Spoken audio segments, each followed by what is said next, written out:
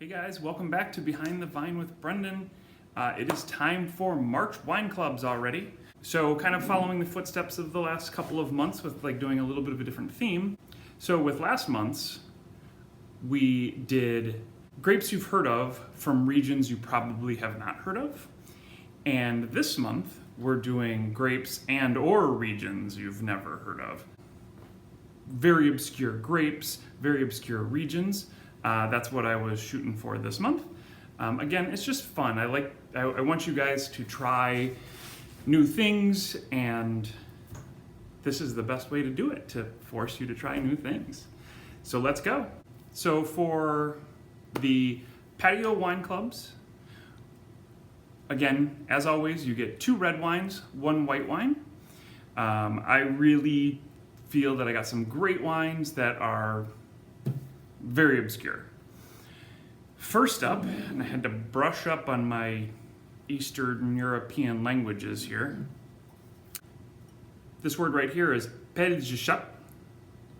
That's how this is pronounced. This is the region that the wine comes from. It's also the name of the winery, to make it a little confusing. This wine is from Croatia. The only one I've ever had in the store, potentially one or two that I've ever had in my whole entire life.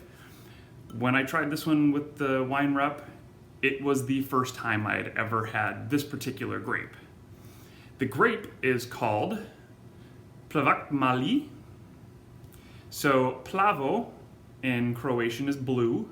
Mali means small, so like small little blue grapes. It's their name, whatever. There's a lot of other stuff on this label to kind of explain, if you will. So, Dalmatia Patio, this is where the wine comes from. This is the appellation. Crveno vino, this means red wine. It's followed up with what it means there. You'll also see on here this little tiny stamp, Vini Hrvatske. That just means a Croatian wine. Hrvatske just is like their way of saying Croatia. I'm not a Croatian expert by any means, so bear with me. Really cool wine. So when I first tasted it with the wine rep, it immediately made me think of Primitivo. So the Primitivo, it's a great seller here. Hopefully you've all had a chance to try it. It's a grape from Puglia, so the high heel of the boot of Italy. And it's one of the ancestor grapes to the Zinfandel that's grown in the US. So when I tasted it, I was kind of like, oh, that reminds me a lot of Primitivo. There's another Croatian grape called Kroljenik that is crossed with Primitivo to make the Zinfandel that we grow in the US. Plavac Mali is another cross. These 2 grapes, they get together. We've got Kroljenik. And so there is a problem with Kroljenik, as it's very heat sensitive, meaning if it gets too hot, it doesn't grow well. If the climate gets too hot, it doesn't grow well.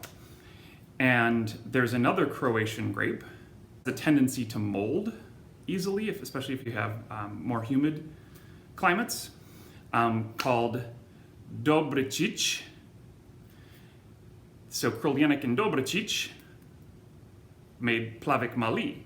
So they are very related because Kroljenik and Primitivo, the grapes to make Zinfandel, Kroljenik and Dobricic to make Plavac Mali.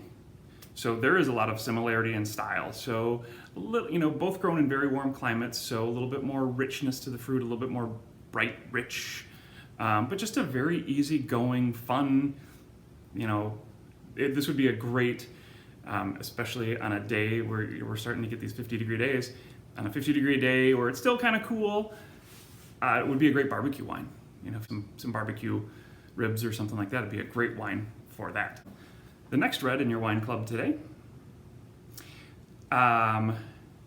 So again, a lot to explain. Not the most complicated, definitely not nearly as complicated as that guy. This is from the winery. It's called Alain Brumont. So Brumont's last name, Alain's his first name. This is from the appellation of Madiran. Madiran is in southwest France, Basque country, kind of. This is south of Armagnac, way south of Bordeaux. So the grape is called Tannat.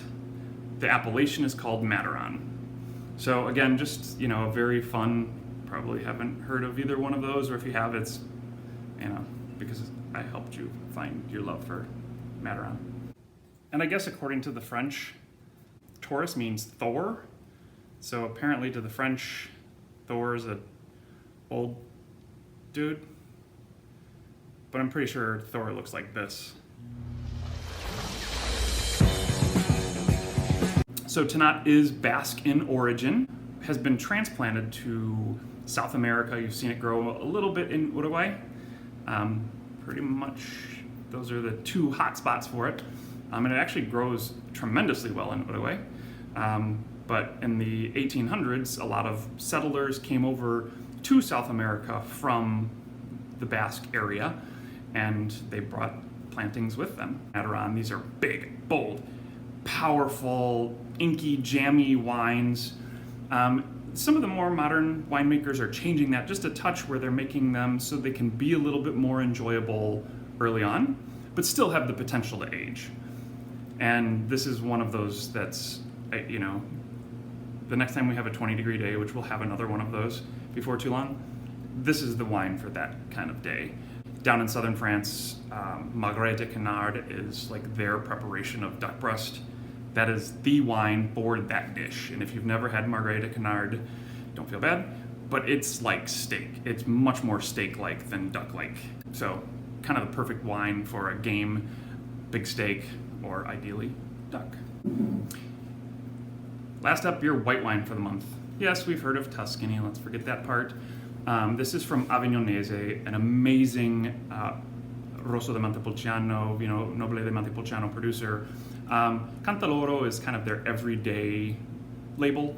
And when I say everyday, like under $20, because those wines tend to run quite a bit more. This is their white blend.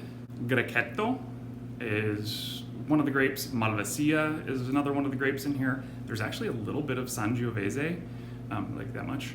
Obviously pressed off without the color, just to kind of add a little bit of body to it. This is a wine that,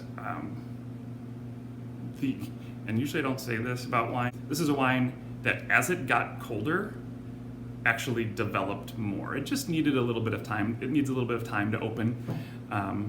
So maybe open it before dinner. If you're going to plan to have this, it appreciates the oxygen. Grechetto is a very heavy grape, as is Malvasia, actually very heavily textured. And this is meant to be kind of a light and fun wine. So it just needs a little bit of time to kind of blow off that richness and intensity. But you could always do this with a much more rich dish. Down in Umbria, I had a very similar blend white wine that they served with the dish. I don't remember what it's called, but it basically translated to pig face, buffo or something like that. And it was just like shaved fat from a pig's face. Hey, that's what it's like when you travel. Get to try fun stuff like pig face. But again, just a great wine for food, especially. So I hope you guys enjoy your wine club wines. Again, we've got the Cantaloro from Avignonesi, the Tannat from Madiran from the producer Brumont. Because I just like to practice saying it, Plavac Mali from Croatia. Everybody have a great month. Hope to see you soon. Cheers.